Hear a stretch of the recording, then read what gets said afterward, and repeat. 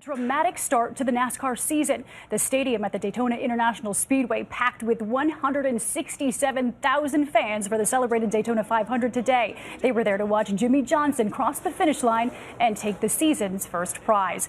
But in the back of their minds, there were these images of the terrifying end to yesterday's preliminary race. A spinout involving a dozen cars. One mangled car smashing into the fence and breaking into pieces. Some of those pieces flying into the stands, striking spectators and injuring at least 28 people.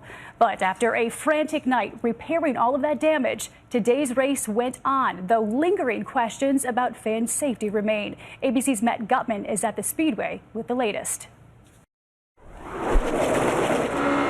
Tonight, it was vintage NASCAR, the fireworks, bravado, and the speed. Jimmie Johnson taking home the biggest trophy in NASCAR. Danica Patrick, who made history earlier this week by being the first woman to take pole position, finished 8th.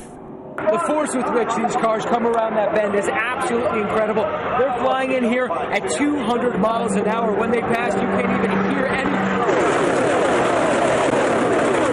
And it was that speed which overshadowed today's race when an artillery blast of debris right into the stands on the last lap of the Daytona Nationwide yesterday. A pack of cars pirouetting at the finish line as Kyle Larson's number 32 car cartwheeled into the stands. All you can do is kind of get down. You can see the stuff coming. You can see Larson's car disintegrate. One of his tires launched into the crowd. 28 injured, 2 of them seriously, even a minor among those hospitalized. And look closely at this spectator ducking and then hopping over wreckage.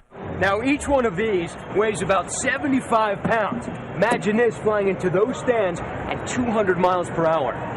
Larson's engine piercing the metal catch fencing between spectators and the track. The car was right here. The axle, the engine, everything. Right here? Yes, right here. And it was hot. Even drivers like Dario Franchitti calling for more protection for fans, tweeting his demand for an alternative to catch fencing. There has to be a better solution. But look at that fence today, mended with uncanny speed, and fans out by the tens of thousands, many of them in the same seats. A piece of wire off the fence came up and hit me in the back. A guy right next to us got hit in the leg and cut up pretty bad. How many people sitting here got hit or saw something yesterday?